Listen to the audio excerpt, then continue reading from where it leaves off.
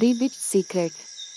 ಆ ಸಣ್ಣ ಶಾಂತವಾದ ಹಳ್ಳಿಯಲ್ಲಿ ಲಿಲಿ ಎಂಬ ಯುವತಿಯೊಬ್ಬಳು ವಾಸಿಸುತ್ತಿದ್ದಳು.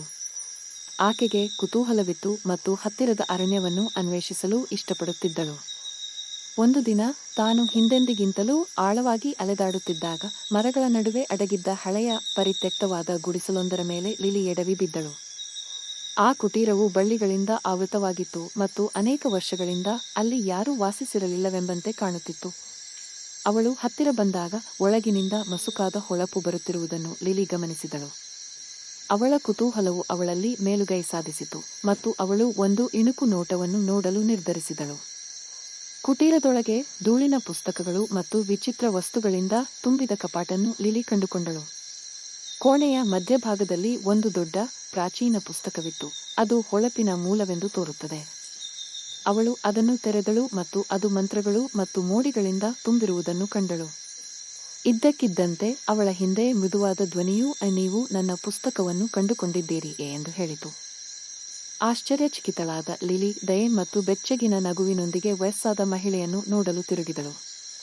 ಯಾರು ನೀವು? ಲಿಲಿ ಕೇಳಿದಳು.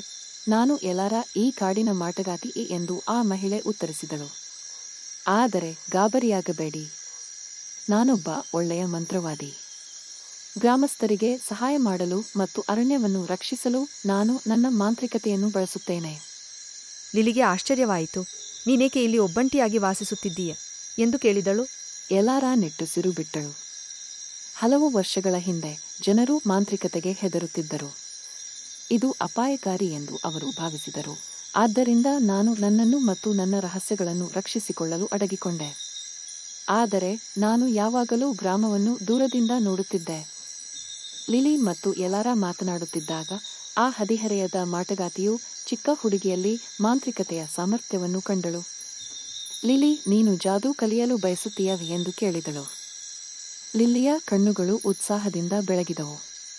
ಹೌದು, ದಯವಿಟ್ಟು. ಮುಂದಿನ ಕೆಲವು ವಾರಗಳಲ್ಲಿ ಲಿಲಿ ಆಗಾಗ್ಗೆ ಎಲಾರಾಕ್ಕೆ ಭೇಟಿ ನೀಡಿ ಗಿಡಮೂಲಿಕೆಗಳು, ಔಷಧಿಗಳು ಮತ್ತು ಮಂತ್ರಗಳ ಬಗ್ಗೆ ಕಲಿಯುತ್ತಿದ್ದಳು. ಮ್ಯಾಜಿಕ್ ಶಕ್ತಿಯ ಬಗ್ಗೆ ಅಲ್ಲ, ಆದರೆ ಪ್ರಕೃತಿಯೊಂದಿಗೆ ತಿಳುವಳಿಕೆ ಮತ್ತು ಸಾಮರಸ್ಯದ ಬಗ್ಗೆ ಎಂದು ಅವರು ಕಂಡುಹಿಡಿದರು. ಲಿಲಿ ಎಲಾರಾಳನ್ನು ರಹಸ್ಯವಾಗಿಡುವುದಾಗಿ ಮತ್ತು ತನ್ನ ಜ್ಞಾನವನ್ನು ಬುದ್ಧಿವಂತಿಕೆಯಿಂದ ಬಳಸುವುದಾಗಿ ಭರವಸೆ ನೀಡಿದಳು. ಒಂದು ದಿನ ದುರಂತವು ಗ್ರಾಮವನ್ನು ಅಪ್ಪಳಿಸಿತು.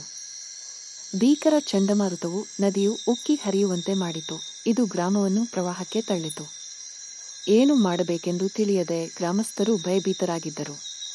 ಇದು ತನಗೆ ಸಹಾಯ ಮಾಡುವ ಅವಕಾಶ ಎಂದು ಲಿಲಿಗೆ ತಿಳಿದಿತ್ತು. ಆಕೆ ಎಲಾರಾಳ ಮನೆಗೆ ಧಾವಿಸಿ ಹೋಗಿ ಆಕೆಯ ಮಾರ್ಗದರ್ಶನವನ್ನು ಕೇಳಿದಳು. ಒಟ್ಟಾಗಿ ಅವರು ಚಂಡಮಾರುತವನ್ನು ಶಾಂತಗೊಳಿಸಲು ಮತ್ತು ನದಿಯನ್ನು ಬೇರೆಡೆಗೆ ತಿರುಗಿಸಲು ತಮ್ಮ ಮಾಂತ್ರಿಕತೆಯನ್ನು ಬಳಸಿ ಗ್ರಾಮವನ್ನು ಉಳಿಸಿದರು.